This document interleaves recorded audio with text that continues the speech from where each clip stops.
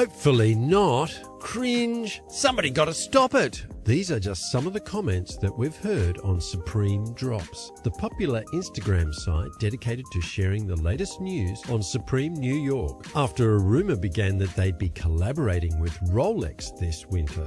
And as you can probably imagine, upon seeing their mock-up, the world was thrown into a frenzy. Why? Rolex isn't one to collaborate with anyone. Even if they would, the mock-up design does not give us any bit of hope that this collaboration would be good. Hence the bad comments. In fact, many members of the watch community don't want that design to see the light of day. What's even crazier is the fact that neither Supreme nor Rolex has made any comment since that post dropped. So it makes us wonder, is this really happening? Let's begin with the origin of the story. So here's what went down. With the release of a marketing photo featuring Andre 3000 and their next fall-winter 2022 collection, Supreme has sparked rumors that the New York label is working on a Rolex partnership. An upcoming Supreme by Rolex Oyster Perpetual date drop for FW22 has been hinted at by a mock-up, as reported by Supreme insider Supreme Drops. Now, as you can imagine, if this is indeed a collaboration between Supreme and other major brands, it would be the most significant of the season. The watch's mock-up suggests it could have a stainless steel case and a bright red dial with the white letters SUPR Super, a nod to the label's signature box logo design. While details are still scarce, it has been suggested that the new watch design and associated merchandise would be showcased in the official collaboration, which half of the community are dying to see and the other half are dreading. Anyway, this collaboration isn't the first of its kind. In 2013, the two brands came together and released the Friends and Family Rolex Submariner in the spring and summer of the same year. Interestingly, the watch's rarity and high price have made it an outliner in both the streetwear and horological scenes. The 40mm Supreme by Rolex Submariner has a timeless design that includes a black bezel and dial and the box logo of Supreme on the caseback. The slogan "Fuck 'em" by Supreme is also printed in bright red above the Submariner markings on the dial. Now, we just had to mention the 2013 collaboration so you can understand why people aren't really excited for this one. Anyway, folks, there's something you must know. The mock-up on Drops GG or any other mock-up you might see are actually only artists' conceptions. They are not associated with any organisation. Do you understand? These designs aren't the actual product. You'd notice that in the first prototype image. The Supreme language is lopped off the red dial of a Rolex Oyster Perpetual date rather than being scaled to match the dial. So folks, if this were to happen, these watches like the 2013 Submariner would undergo aftermarket modifications.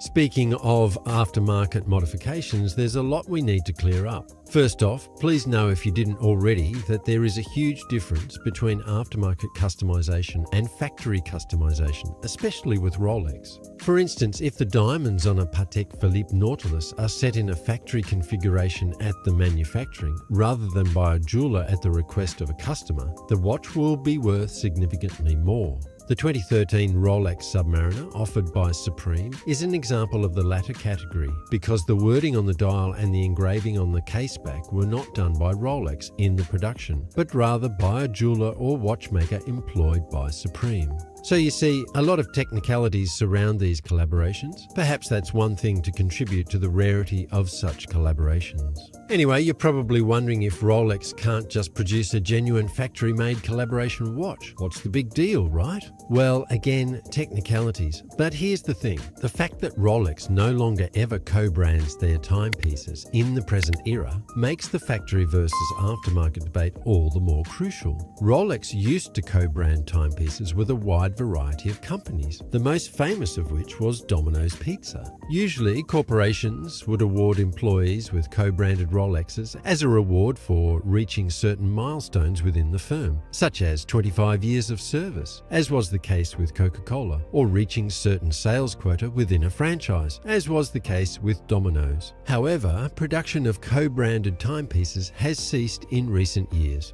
A factory co-branded Rolex is almost unheard of today, and the recently published roster of Supreme collaborations above does not include Rolex. Therefore, we don't see this collaboration happening right now. If a new Rolex Supreme watch were to appear, it would very certainly be a reimagining of an existing Rolex model commissioned by Supreme. But then again, do you think Rolex wants to plaster the words "fuck 'em" on one of its masterpieces after the last one?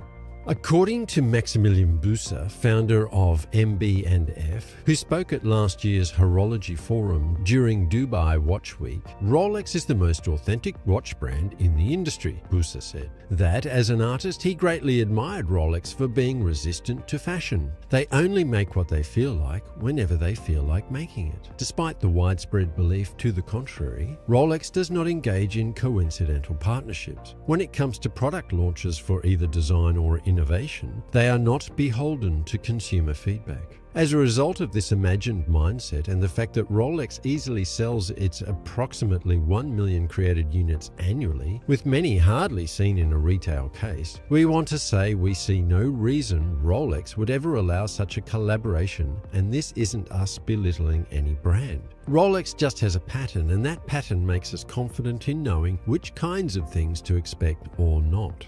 You see, something else to note is this. Most popular watch manufacturers prefer to believe that they are pioneers in their industry, and when it comes to collaborations, they're following in the footsteps of the major fashion houses, for whom celebrity pairings serve as a means of attracting the attention of millennials anxious to get their hands on one of these limited editions. Who in 2017 hasn't heard of the surprising collaboration between Louis Vuitton and the most hip streetwear label in the industry, Supreme? Or the hype surrounding the collaboration between the company and artist Jeff Koons resulted in a line of handbags and accessories. Whether you like or dislike these and other fashion labels' disruptive collaborations, they were successful. Luxury businesses are expanding their reach to new, younger consumers thanks to these kind of partnerships.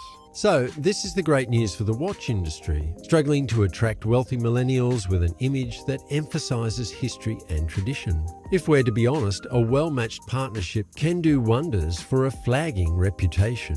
The appropriate collaboration, skillfully communicated on social media, may pay off in spades for the brand by boosting its cool factor, gaining access to the partner's fans, and giving the company a more cutting-edge vibe. Furthermore, the selected athlete, artist, or musician's participation in the creative process, working with the brand to build the product, injects new originality into the mix. In 2017, many luxury brands collaborated with celebrities such as Chopin and Rihanna for 2 jewelry collections, and Coram and rap musician Booba for a special edition of the brand's Bubble watch. Together with graffiti artist Cyril Congo, Richard Mille rode the street art trend a year ago. Meanwhile, Tag Heuer presented Alec Monopoly in the role of art provocateur for the company.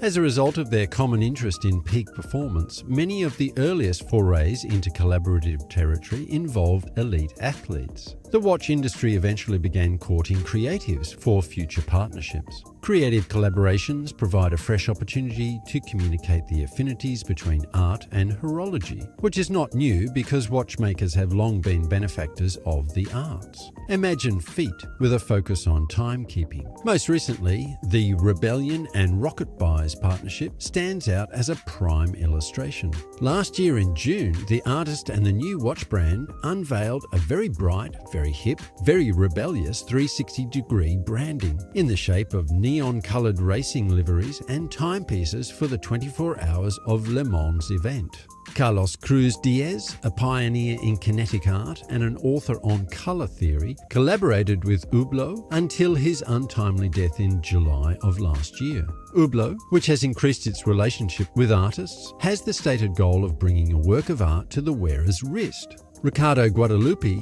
the brand's creative director, recently unveiled a new collaboration with Carlos Cruz Diaz at the LVMH Watch Week in Dubai. This comes after the brand worked with visual artist Richard Orlinski to sculpt the classic fusion and twice commissioned tattoo artist Sung Blue to customize the Big Bang Unico. The Venezuelan artist, who was a leader in the kinetic movement and an author on the subject of color theory, collaborated with Hublot to to create a special edition Classic Fusion Cruz Diaz watch in titanium, king gold or black ceramic in 2 sizes before his untimely death in July of last year.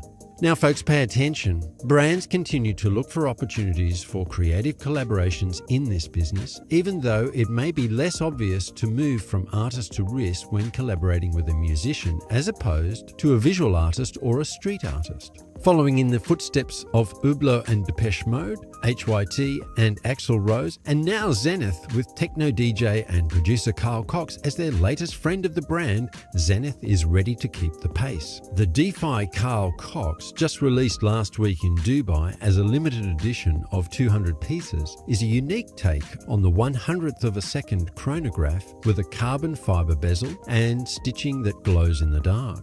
The little seconds are shown by a spinning disc in the form of a vinyl record against an open-work dial, a smart reference to Cox's DJing.